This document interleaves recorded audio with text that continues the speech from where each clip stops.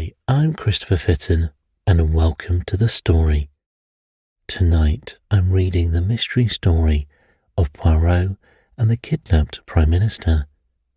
In the story, Poirot, the famous Belgian detective, is approached for help by the government after the British Prime Minister has been kidnapped. Can Poirot solve the riddle in time before the PM is used by the enemy? This version has no relaxing music in the background. If you prefer a version with music, that version can be found in the top pinned comment. Please get comfortable and let's begin. The Kidnapped Prime Minister by Agatha Christie. Chapter 1. Now that war and the problems of war are things of the past, I think I may safely venture to reveal to the world the part which my friend Poirot played in a moment of national crisis. The secret has been well guarded. Not a whisper of it reached the press, but now that the need for secrecy has gone by, I feel it is only just that England should know the debt it owes to my quaint little friend, whose marvellous brain so aptly averted a great catastrophe. One evening after dinner, I will not particularize the date. It suffices to say that it was at the time when peace by negotiation was the parrot cry of England's enemies. My friend and I were sitting in his rooms. After being invalided out of the army, I had been given a recruiting job, and it had become my custom to drop in on Poirot in the evenings after dinner and talk with him of any cases of interest that he might have on hand. I was attempting to discuss with him the sensational news of that day, no less than an attempted assassination of Mr. David McAdam, England's Prime Minister. The account in the papers had evidently been carefully censored. No details were given, save that the Prime Minister had had a marvellous escape, the bullet just grazing his cheek. I considered that our police must have been shamefully careless for such an outrage to be possible.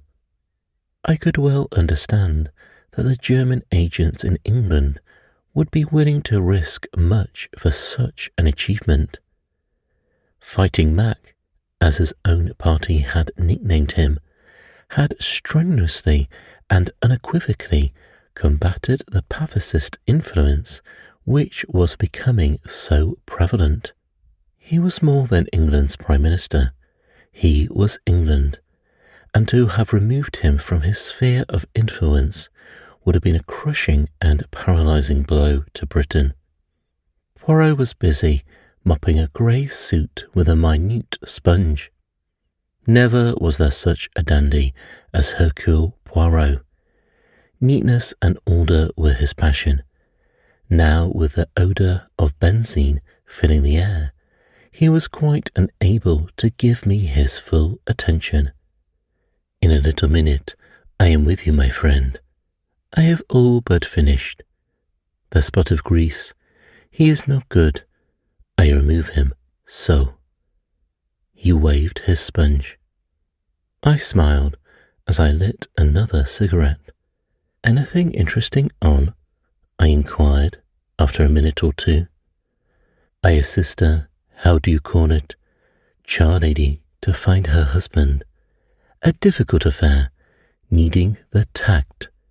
For I have a little idea that when he is found, he will not be pleased. What would you? For my part, I sympathize with him. He was a man of discrimination to lose himself. I laughed. At last, the spot of grease, he is gone. I am at your disposal. I was asking you what you thought of this attempt to assassinate McAdam. Enfantillage, replied Poirot promptly. One can hardly take it seriously. To fire with a rifle, Never does it succeed. It is a device of the past. It was very near succeeding at this time, I reminded him. Poirot shook his head impatiently. He was about to reply when the landlady thrust her head round the door and informed him there were 2 gentlemen below who wanted to see him. They won't give their names, sir, but they says as it's very important. Let them mount, said Poirot, carefully folding his grey trousers. In a few minutes, the 2 visitors were ushered in, and my heart gave a leap as in the foremost I recognised no less a personage than Lord Esther, leader of the House of Commons, whilst his companion, Mr. Bernard Dodge, was also a member of the War Cabinet, and as I knew, a close personal friend of the Prime Minister. Mr. Poirot, said Lord Esther interrogatively. My friend bowed. The great man looked at me and hesitated. My business is private. You may speak freely before Captain Hastings, said my friend, nodding to me to remain. He has not all the gifts, no, but I answer for his discretion. Lord Esther still hesitated, but Mr. Dodge broke in abruptly. Oh, come on, don't let's beat about the bush. As far as I can see, the whole of England will know the hole we're in soon enough. Time is everything. Pray be seated, messieurs, said Poirot politely. Will you take the big chair, Miller? Lord Esther started slightly. You know me. Poirot smiled. Certainly. I read the little papers with the pictures. How should I not know you? The Lord continued. Mr. Poirot, I have come to consult you upon a matter of the most vital urgency. I must ask for absolute secrecy. You have the word of Hercule Poirot. I can say no more, said my friend grandiloquently. It concerns the Prime Minister. We are in grave trouble. We're up a tree, interposed Mr. Dodge. The injury is serious, then? I asked. What injury? The bullet wound. Oh, that, cried Mr. Dodge contemptuously. That's old history. As my colleague says, continued Lord Esther, that affair is over and done with. Luckily it failed. I wish I could say as much for the second attempt. There has been a second attempt, then? Yes, though not of the same nature, Mr. Poirot. The Prime Minister has disappeared. Impossible, I cried, stupefied. Poirot threw a withering glance at me, which I knew enjoined me to keep my mouth shut. Unfortunately, impossible as it seems, it is only too true, continued his lordship. Poirot looked at Mr. Dodge. You said just now, monsieur, that time was everything. What did you mean by that? The 2 men exchanged glances, and then Lord Esther said, You have heard, Mr. Poirot, of the approaching Allied conference? My friend nodded. For obvious reasons, no details have been given of when and where it is to take place. But although it has been kept out of the papers, the date is, of course, widely known in diplomatic circles. The conference is to be held tomorrow, Thursday evening at Versailles. Now you perceive the terrible gravity of the situation. I will not conceal from you that the Prime Minister's presence at the conference is a vital necessity. The pacifist propaganda, started and maintained by the German agents in our midst, has been very active. It is the universal opinion that the turning point of the conference will be the strong personality of the Prime Minister. His absence may have the most serious results, possibly a mature and disastrous peace, and we have no one who can be sent in his place. He alone can represent England. Poirot's face had grown very grave. Then you regard the kidnapping of the Prime Minister as a direct attempt to prevent him being present at the conference? Most certainly I do. He was actually on his way to France at the time. And the conference is to be held at 9 o'clock tomorrow night. Poirot drew an enormous watch from his pocket. It is now 9:15. 24 hours, said Mr. Dodge thoughtfully. And a quarter, amended Poirot. Do not forget the quarter, monsieur. It may come in useful. Now for the details. The abduction. Did it take place in England or in France? In France. Mr. McAdam crossed to France this morning. He was to stay tonight as the guest of the Commander-in-Chief, proceeding tomorrow to Paris. He was conveyed across the Channel by a destroyer. At Boulogne he was met by a car from General Headquarters and one of the Commander-in-Chief's ADCs. Bien. Well, they started from Boulogne, but they never arrived. What? Said Poirot in shock. Monsieur Poirot, it was a bogus car and a bogus ADC. The real car was found in a side road with a chauffeur and the ADC neatly gagged and bound. And the bogus car? It is still at large. Poirot made a gesture of impatience. Incredible.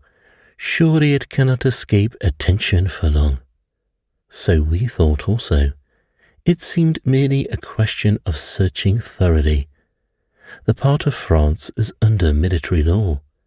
We were convinced that the car could not go long unnoticed. The French police and our own Scotland Yard men and the military are straining every nerve.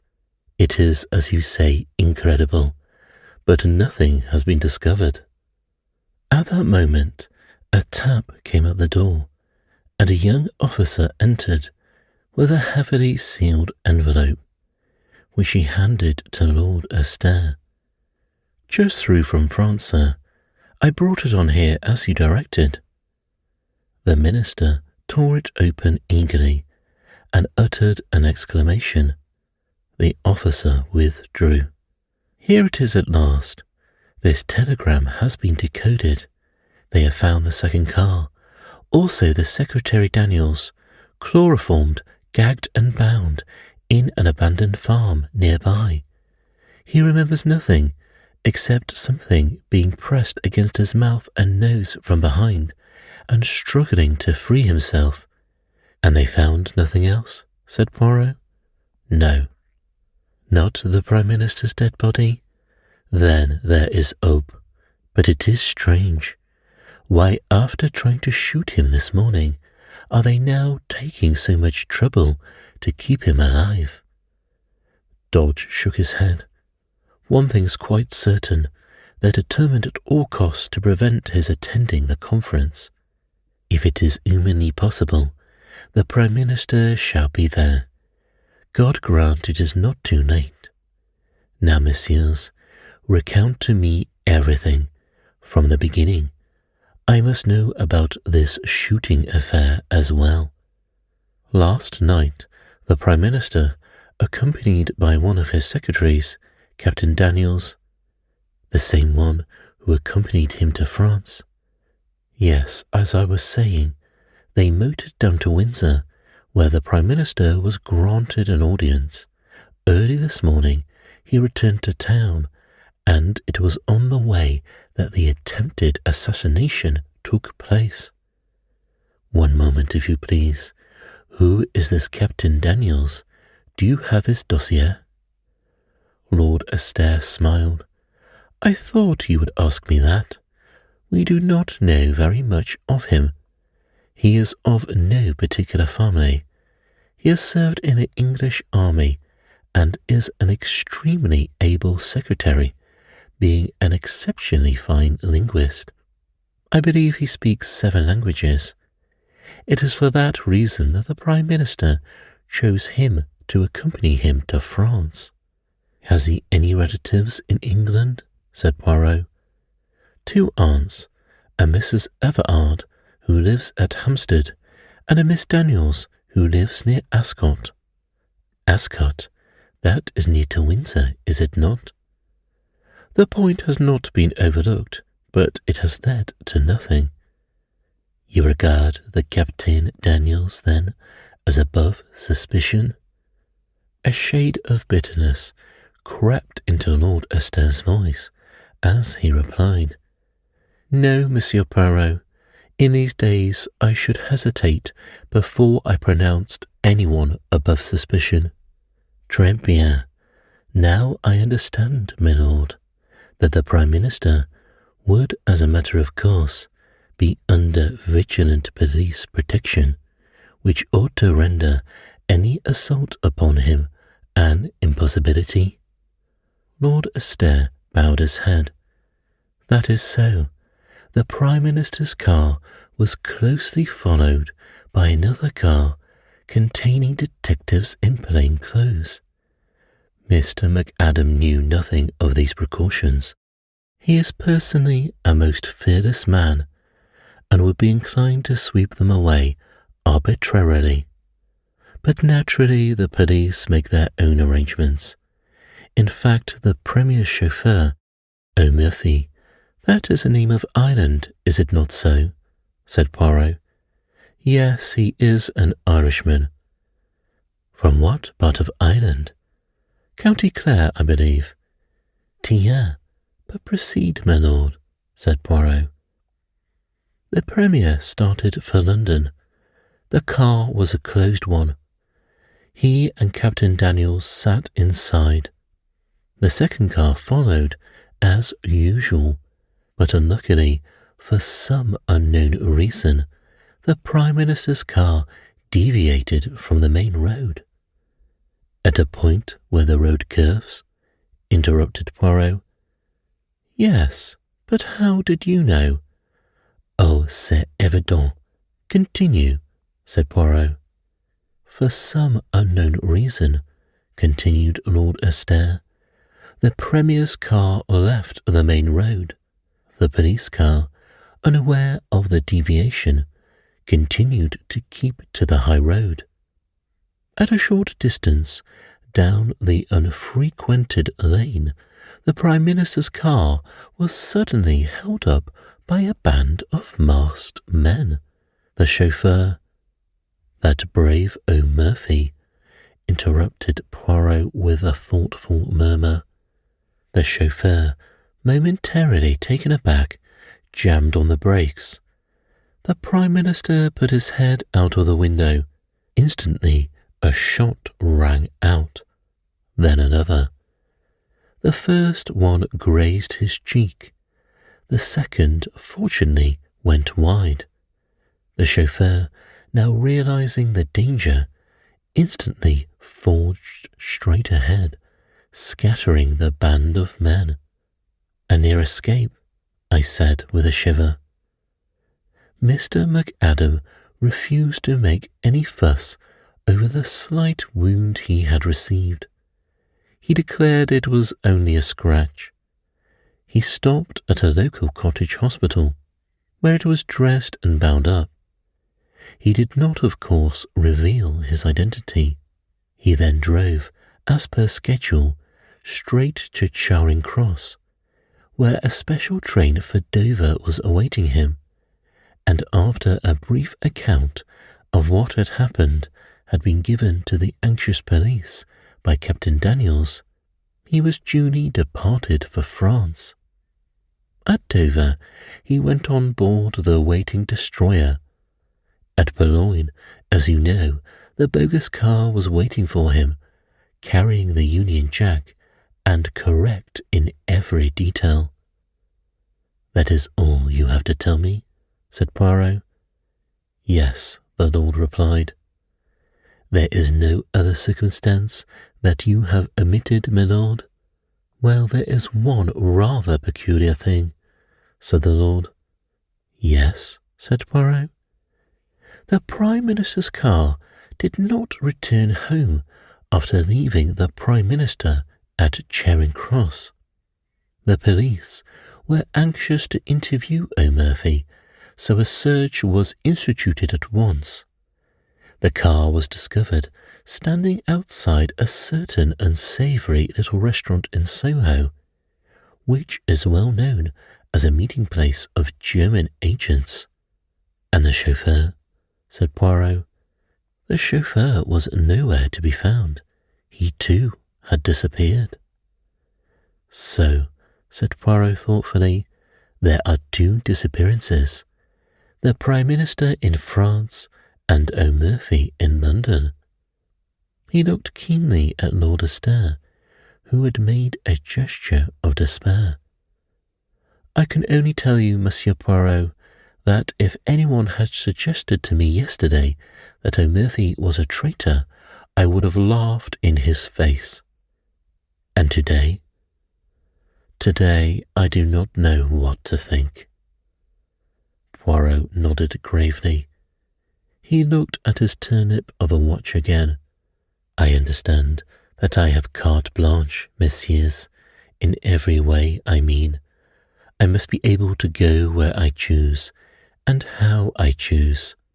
Perfectly. There is a special train leaving for Dover in an hour's time, with a further contingent from Scotland Yard.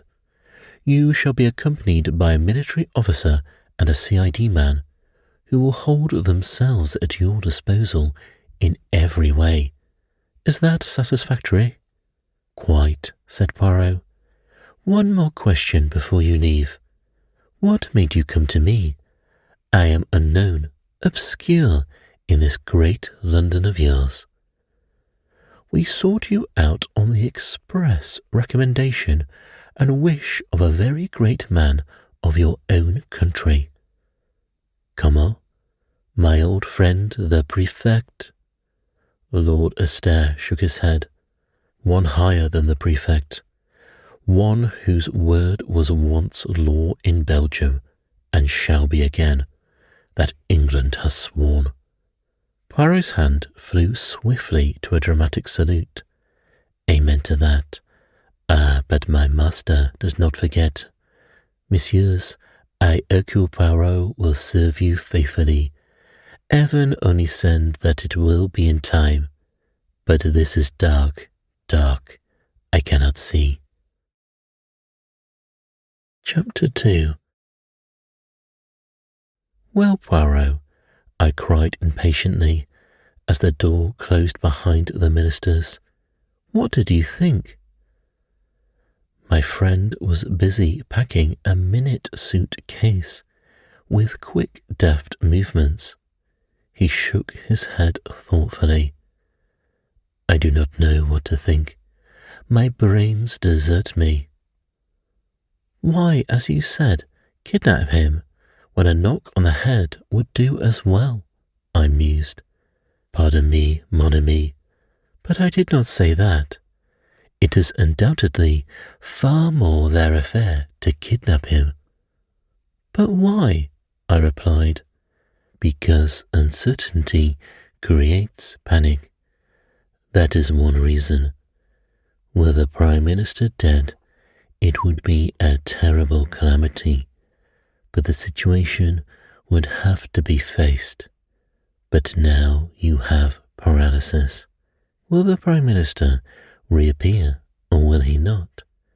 Is he dead or alive? Nobody knows, and until they know, nothing definite can be done. And as I tell you, uncertainty breeds panic, which is what the Boches are playing for. Then again, if the kidnappers are holding him secretly somewhere, they have the advantage of being able to make terms with both sides. The German government is not a liberal paymaster, as a rule, but no doubt they can be made to disgorge substantial remittances in such a case as this. Thirdly, they run no risk of the hangman's rope. Oh, decidedly, kidnapping is their affair. Then, if that is so, why should they first try to shoot him? Poirot made a gesture of anger. Ah, that is just what I do not understand. It is inexplicable, stupid. They have all their arrangements made, and very good arrangements too, for the abduction, and yet they imperil the whole affair by a melodramatic attack worthy of a cinema, and quite as unreal. It is almost impossible to believe in it, with his band of masked men not 20 miles from London. Perhaps there were two quite separate attempts, which happened irrespective of each other, I suggested. And no, that would be too much of a coincidence. Then further, who is the traitor? There must have been a traitor, in the first affair anyway. But who was it? Daniels or O'Murphy? It must have been one of the two. Or why did the car leave the main road? We cannot suppose that the Prime Minister connived at his own assassination. Did O'Murphy take that turning of his own accord, or was it Daniels who told him to do so? Surely it must have been O'Murphy's doing. Yes, if it was Daniels, the Prime Minister would have heard the order and would have asked the reason. But there are altogether too many whys in this affair, and they contradict each other. If O'Murphy is an honest man, why did he leave the main road? But if he was a dishonest man, why did he start the car again when only 2 shots had been fired, thereby in all probability saving the Prime Minister's life? And again, if he was honest, why did he immediately, on leaving Charing Cross, drive to a well-known rendezvous of German spies? It looks bad, I said. Let us look at the case with method. For what have we for against these 2 men? Take O'Murphy first. That his conduct in leaving the main road was suspicious, that he is an Irishman from County Clare, that he has disappeared in a highly suggestive manner, for that his promptness in restarting the car saved the Premier's life, that he is a Scotland Yard man, and obviously from the post allotted to him a trusted detective. Now for Daniels. There is not much against him, except the fact that nothing is known of his antecedents, and that he speaks too many languages for a good Englishman. Pardon me, mon ami, but as linguists you are deplorable. Now for him we have the fact that he was found gagged, bound, and chloroformed, which does not look as though he had anything to do with the matter. He might have been gagged and bound himself to divert suspicion, I said. Poirot shook his head. The French police would make no mistake of that kind. Besides, once he had attained his object, and the Prime Minister was safely abducted, there would not be much point in his remaining behind. His accomplices could have gagged and chloroformed him, of course, but I failed to see what object they hoped to accomplish by it. He can be of little use to them now, for until the circumstances concerning the Prime Minister have been cleared up, he is bound to be closely watched. Perhaps he hoped to start the police on a false scent, I said. Then why does he not do so? He merely says that something was pressed over his nose and mouth, and that he remembers nothing more. There is no false scent there. It sounds remarkably like the truth. Well, I said, glancing at the clock, I suppose we better start for the station. You may find more clues in France. Possibly, mon ami, but I doubt it. It is incredible to me that the Prime Minister has not been discovered in that limited area where the difficulty of concealing him must be tremendous. If the military and the police of two countries have not found him, how shall I? At Charing Cross, we were met by Mr. Dodge. This is Detective Barnes of Scotland Yard and Major Norman. They will hold themselves entirely at your disposal. Good luck to you. It's a bad business, but I've not given up hope. Must be off now. And the minister strode rapidly away. We chatted in a desultory fashion with Major Norman. In the centre of the little group of men on the platform, I recognized a little ferret-faced fellow talking to a tall, fair man. He was an old acquaintance of Poirot's, Detective Inspector Japp, supposed to be one of the smartest of Scotland Yard's officers. He came over and greeted my friend cheerfully. I heard you were on this job too. Smart bit of work. So far they've got away with the goods all right, but I can't believe they can keep him hidden long. Our people are going through France with a tooth comb. So are the French. I can't help feeling it's only a matter of hours now. That is, if he is still alive, remarked the tall detective gloomily. Japp's face fell. Yes, but somehow I've got the feeling he's alive all right. Poirot nodded. Yes, he's alive, but he can be found in time. I, like you, do not believe he could be hidden so long. The whistle blew, and we all trooped up into the Pullman car. Then, with a slow, unwilling jerk, the train drew out of the station. It was a curious journey. The Scotland Yard men crowded together.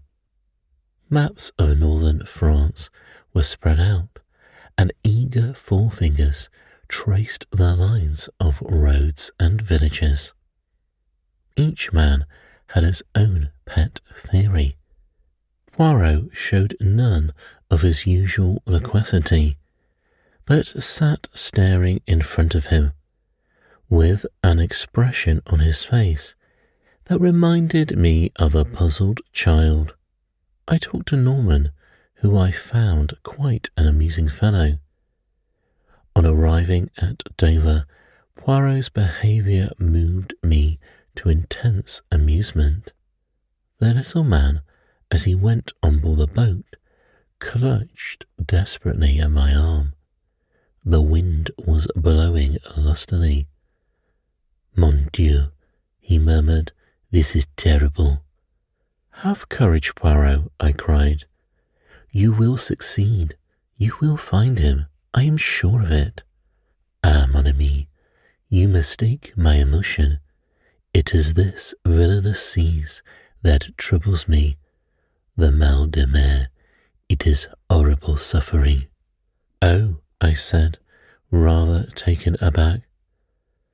The first throb of the engines were felt, and Poirot groaned and closed his eyes.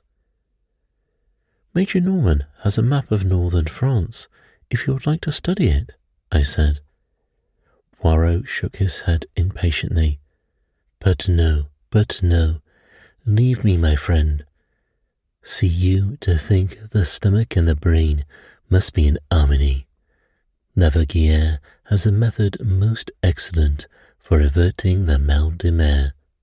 You breathe in and out, slowly, so turning the head from left to right and counting 6 between each breath.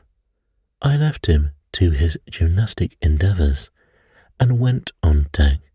As we came slowly into Boulogne harbour, Poirot appeared, neat and smiling, and announced to me in a whisper that Navigier's system had succeeded to a marvel. Japp's forefinger was still tracing imaginary routes on his map. Nonsense. The car started from Boulogne. Here they branched off. Now my idea is that they transferred the Prime Minister to another car, see? Well, said the tall detective, I shall make for the seaports. 10 to 1, they smuggled him on board a ship. Japp shook his head. Too obvious. The order went out at once to close all the ports. The day was just breaking as we landed. Major Norman touched Poirot on the arm. There's a military car here waiting for you, sir. Thank you, monsieur. But now, for the moment, I do not propose to leave Boulogne. What? No, we will enter this hotel here, by the quay. He suited the action to the word, demanded and was accorded a private word. We 3 followed him, puzzled and uncomprehending. He shot a glance at us. It is not so that the good detective should act, eh? I perceive your thought. He must be full of energy. He must rush to and fro. He should prostrate himself on the dusty road and seek the marks of tires through a little glass. He must gather up the cigarette end, the fallen match. That is your idea, is it not? His eyes challenged us. But I, Hercule Poirot, tell you that it is not so. The true clues are within ear.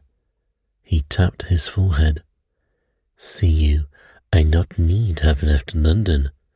It would have been sufficient for me to sit quietly in my rooms there. All that matters is the little grey cells within. Secretly and silently they do their part, until suddenly I go for a map, and I lay my finger on a spot. So, and I say, the Prime Minister is there. And it is so. With method and logic, one can accomplish anything. This frantic rushing to France was a mistake.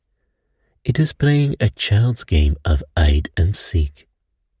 But now, though it may be too late, I was set to work the right way from within.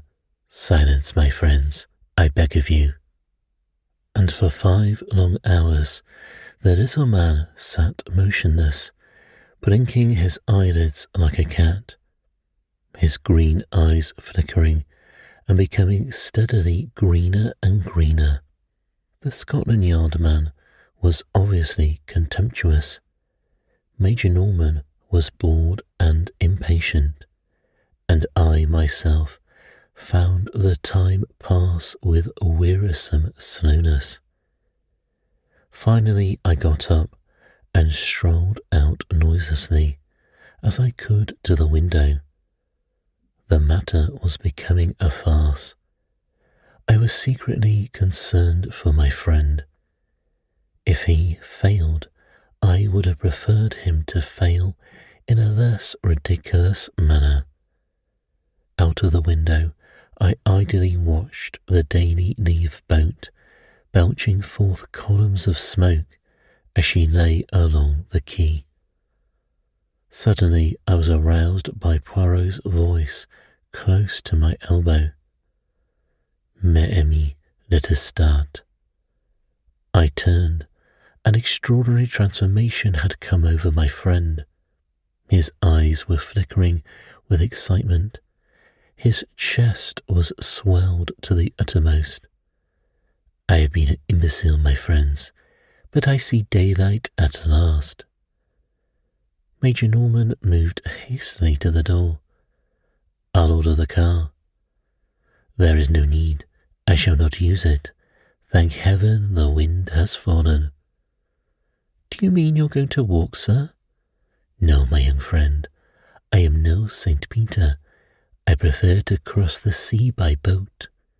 To cross the sea?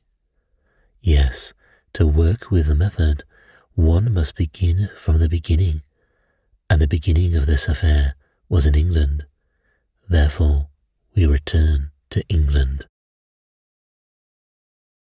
Chapter 3. At 3 o'clock, we stood once more upon Charing Cross platform. To all our expostulations, Poirot turned a deaf ear and reiterated again and again that to start at the beginning was not a waste of time, but the only way. On the way over, he had conferred with Norman in a low voice, and the latter had dispatched a sheaf of telegrams from Dover. Owing to the special passes held by Norman, we got through everywhere in record time. In London, a large police car was waiting for us, with some plain-clothes men, one of whom handed a typewritten sheet of paper to my friend. He answered my inquiring glance. A list of the cottage hospitals within a certain radius west of London. I wired it from Dover. We whirled rapidly through the London streets. On we went through Shepherd's Bush, Ealing, Hanway. I began to see our objective. We were on the Windsor Road, through Windsor and onto Ascot. My heart gave a leap. Ascot was where Daniels had an aunt living. We were after him then, not O'Murphy. We duly stopped at the gate of a trim villa. Poirot jumped out and rang the bell. I saw a perplexed frown dimming the radiance of his face. Plainly, he was not satisfied. The bell was answered. He was ushered inside. In a few moments, he reappeared and climbed into the car with a short, sharp shake of his head. My hopes began to die down. It was past 4 now. Even if he found certain evidence incriminating Daniels, what would be the good of it, unless he could wring from someone the exact spot in France where they were holding the Prime Minister? Our return progress towards London was an interrupted one, which I had no difficulty in recognizing as a cottage hospital. Poirot only spent a few minutes at each, but at every halt his radiant assurance was more and more restored. He whispered something to Norman, to which the latter replied, "Yes, if you turn off to the left, you will find them waiting by the bridge." We turned up a side road, and in the fading light I discerned a second car waiting by the side of the road. It contained 2 men in plain clothes. Poirot got down and spoke to them, and then we started off in a northerly direction, the other car following close behind. We drove for some time, our objective being obviously one of the northern suburbs of London. Finally, we drove up to the front door of a tall house, standing a little back from the road in its own grounds. Norman and I were left with the car. Poirot and one of the detectives went up to the door and rang. A neat parlour-maid opened it. The detective spoke. "I am a police officer, and I have a warrant to search this house." The girl gave a little scream, and a tall, handsome woman of middle age appeared behind her in the hall. "Shut the door, Edith. There are burglars, I expect." But Poirot swiftly inserted his foot in the door, and at the same moment blew a whistle. Instantly the other detectives ran up and poured into the house, shutting the door behind them. Norman and I spent about 5 minutes cursing our forced inactivity. Finally the door reopened and the men emerged, escorting 3 prisoners, a woman and 2 men.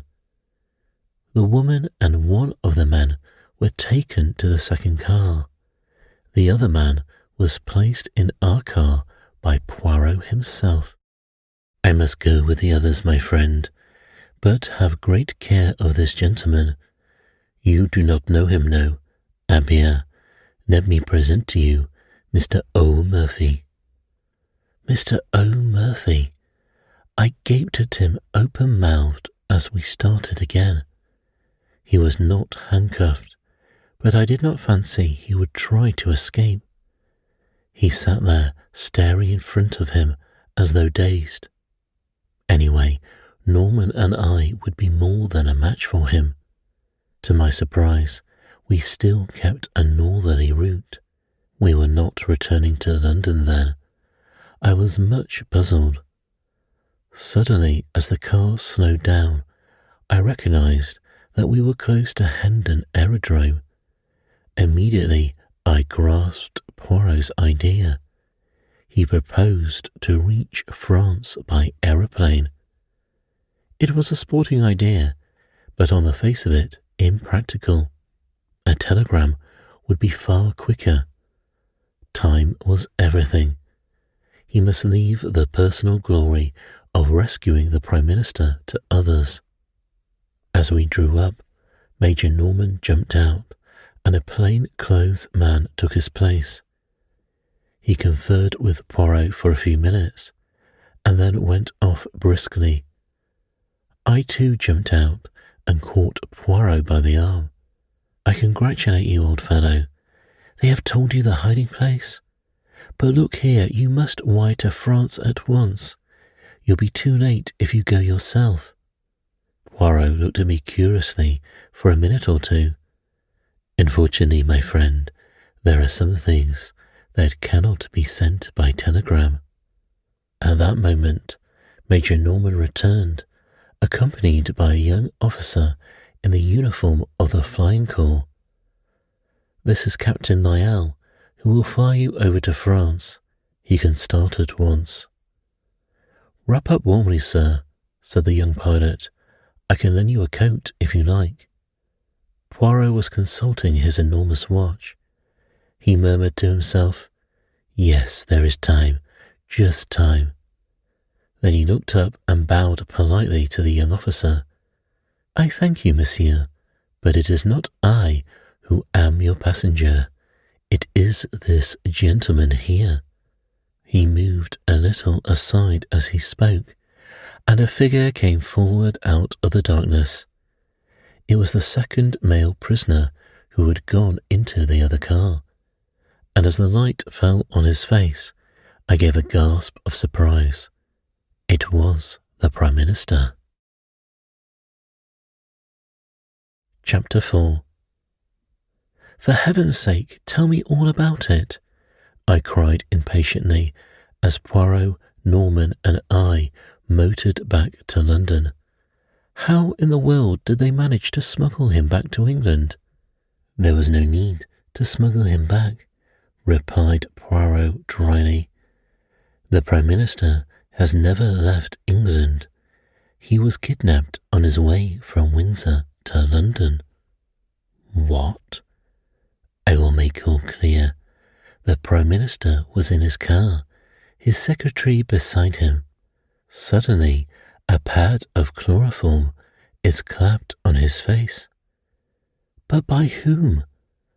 By the clever linguistic Captain Daniels. As soon as the Prime Minister is unconscious, Daniels picks up the speaking tube and directs O'Murphy to turn to the right, which the chauffeur, quite unsuspicious, does. A few yards down that unfrequented road, A large car is standing, apparently broken down. Its driver signals to O'Murphy to stop. O'Murphy slows up. The stranger approaches. Daniels leans out of the window and, probably with the aid of an instantaneous anesthetic such as ethyl chloride, the chloroform trick is repeated. In a few seconds, the two helpless men are dragged out and transferred to the other car, and a pair of substitutes take their places. Impossible, I said. Pas du tout. Have you not seen musical actors imitating celebrities with marvelous accuracy? Nothing is easier than to personate a public character. The Prime Minister of England is far easier to understudy than Mr. John Smith of Clappensay. As for O'Murphy's double, no one was going to take much notice of him until after the departure of the Prime Minister, and by then he would have made himself scarce. He drives straight from Charing Cross to the meeting place of his friends. He goes in as O'Murphy. He emerges as someone quite different. O'Murphy has disappeared, leaving a conveniently suspicious trail behind him. But the man who personated the Prime Minister was seen by everyone.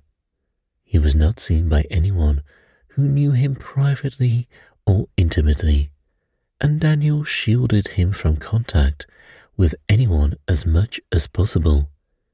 Moreover, his face was bandaged up, and anything unusual in his manner would be put down to the fact that he was suffering from shock as a result of the attempt upon his life. Mr. McAdam has a weak throat and always spares his voice as much as possible before any great speech. The deception was perfectly easy to keep up as far as France. There it would be impractical and impossible. So the Prime Minister disappears. The police of this country hurry across the Channel, and no one bothers to go into the details of the first attack. To sustain the illusion that the abduction has taken place in France, Daniels is gagged and chloroformed in a convincing manner. And the man who has enacted the part of the Prime Minister, I responded. He rids himself of his disguise. He and the bogus chauffeur may be arrested as suspicious characters, but no one will dream of suspecting their real part in the drama, and they will eventually be released for lack of evidence. And the real Prime Minister, I said. He and O'Murphy were driven straight to the house of Mrs. Everard at Hampstead, Daniel's so-called aunt. In reality, she is Frau Bertha Ebenthal, and the police have been looking for her for some time. It is a valuable little present that I have made to them, to say nothing of Daniel's. It was a clever plan, but he did not reckon on the cleverness of Hercule Poirot. I think my friend might well be excused his moment of vanity. When did you first appear to suspect the truth of the matter? When I began to work the right way, from within.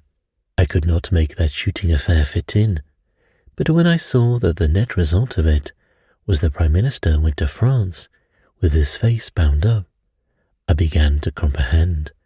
And when I visited all the cottage hospitals between Windsor and London, and found that no one answering to my description had had his face bound up and dressed that morning, I was sure.